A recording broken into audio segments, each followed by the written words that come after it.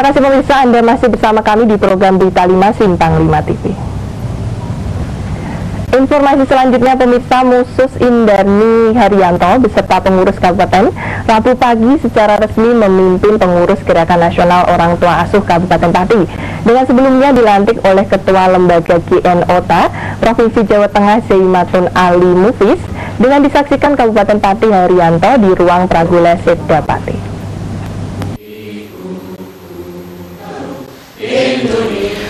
Rabu pagi, Ketua Tim Penggerak PKK Kabupaten Pati, Musus Indarni Haryanto, dipercaya menyandang jabatan baru sebagai Ketua Lembaga Gerakan Orang Tua Asuh Kabupaten Pati.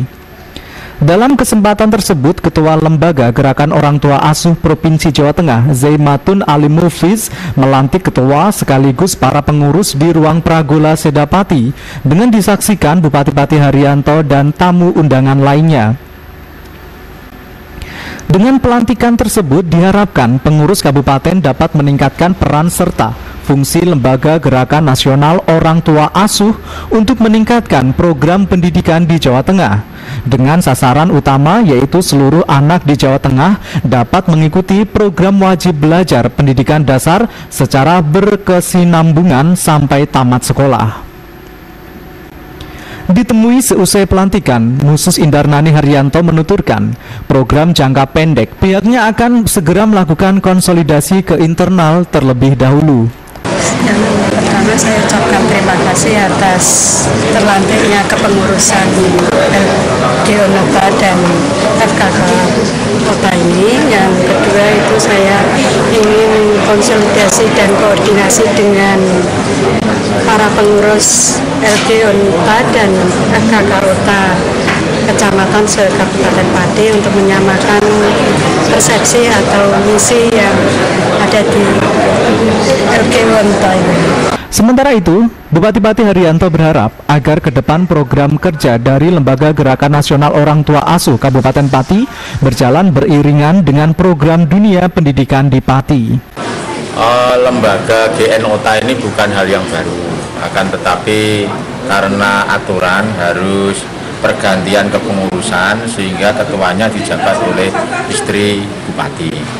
Sehingga dengan keberadaan kepengurusan yang baru ini kita harapkan nanti bisa maksimal tugas-tugasnya membantu pemerintah daerah Dalam sambutannya, Ketua Lembaga Gerakan Nasional Orang Tua Asuh Provinsi Jawa Tengah, Zaimatun Ali Mufis, mengatakan bahwa dalam kurun waktu berdirinya organisasi yang dipimpinnya hingga saat ini telah memberikan bantuan kepada anak tidak mampu di Jawa Tengah mencapai 24 miliar lebih dengan alokasi tiap tahun sekitar 1,5 miliar rupiah. Endi Smardiono, Simpang 5 TV melaporkan. Sebanyak 904 siswa-siswi tidak mampu dari semua tingkatan Rabu pagi menerima beasiswa dari Bupati Pati Haryanto di aula salah satu SMPN di Juwana dan gedung pertemuan PGRI Pati.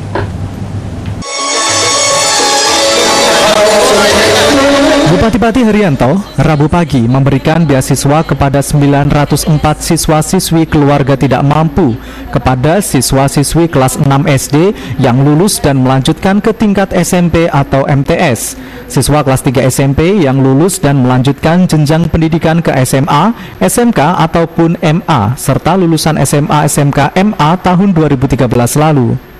Kegiatan pertama dilaksanakan di aula salah satu SMP negeri di Juwana dengan jumlah siswa 476 yang berasal dari Kawedanan Juwana, Tayu, dan Cakenan. Sementara Rabu pagi di gedung pertemuan PGRI Pati juga diserahkan beasiswa kepada siswa dari keluarga tidak mampu berjumlah 428 siswa-siswi untuk wilayah Kawedanan, Pati, dan Kayen. Ditemui seusai memberikan beasiswa, Bupati Pati Haryanto menuturkan apa yang dilakukan kali ini sebagai wujud kepedulian pihaknya untuk mewujudkan pendidikan bagi anak tidak mampu untuk tidak putus sekolah. Siswa yang tidak mampu, yaitu khususnya SD masuk ke SMP maupun MTS, SMP masuk ke SMA maupun SMK, sehingga ini bentuk kepedulian dari pemerintah daerah dalam rangka untuk mewujudkan pendidikan bagi anak yang kurang mampu.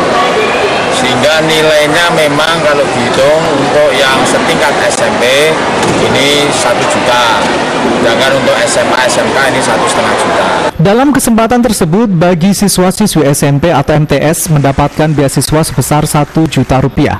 Sementara untuk tingkat SMA, SMK atau MA mendapatkan beasiswa masing-masing 1,5 juta rupiah.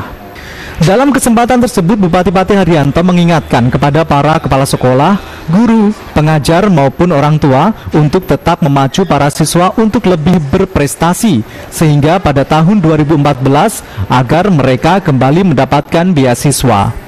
Sementara itu bagi siswa yang tidak mampu lainnya belum berprestasi diharapkan mampu bersaing dengan sehat dengan rekan-rekannya yang lain sehingga mendapatkan beasiswa dari pemerintah Kabupaten Pati.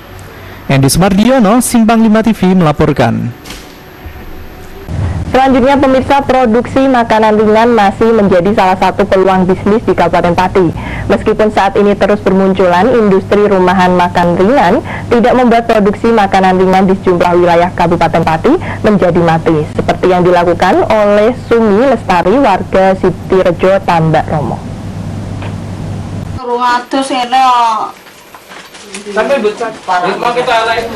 Pembuatan makanan ringan atau camilan memang bisa menjadi mata pencarian bagi masyarakat pada umumnya. Seperti di Desa Sitirejo, Kecamatan Tambak Romo, sebuah industri rumahan yang mampu bertahan selama 10 tahun di tengah-tengah persaingan produksi makanan ringan yang cukup ketat. Sumi Lestari, pemilik industri rumahan, mengatakan selama 10 tahun ini dirinya mencoba bertahan dari persaingan industri makanan ringan baik di dalam kota maupun luar kota. Sejumlah produksi makanan ringannya yaitu tempe keripik, telur gabus, wedaran, kerupuk selondoh, stik, serta makanan ringan lainnya. Terkait dengan pemasaran, Sumi mengaku makanan ringan hasil produksinya diambil oleh sales yang kemudian disetorkan di toko sekitar Karaban, Gabus hingga Kudus. Bang dangun apa nembe Bu usaha niki? Nggih, sampun nggih lumayan enten nek sedosonan. Dosa tahun nggih. Niku wis diproduksi jenis kerupuk napa Bu? Nggih, niki bahan-bahan setik, tempe keripik. Nggih. Terus napa niki bidaran. Nggih. Terus telur gabus, terus kerupuk bawang, pangsit niku. Oh, nggih. Wonten produksi lain Bu? Produksi lain nek sing kula niku mboten nggih niku rempayek ser napa niku. Harga yang ditawarkan pun bervariasi tergantung jenisnya, mulai dari 1.000 hingga 7.000 rupiah per bungkus. Tak hanya itu, Sumi juga memproduksi makanan basah seperti bolu kukus, wingko, pepes, serta makanan lainnya sebagai makanan alternatif untuk memanjakan para pelanggannya. Tim Liputan Simpang 5 TV melaporkan. Pemirsa, demikian informasi sekaligus menutup perjumpaan kita dalam program Berita 5 hari ini. Saatnya saya Nida Fitri mewakili kerabat kerja yang bertugas mohon pamit undur diri. Wassalamualaikum, selamat menyaksikan program selanjutnya. Salam 5.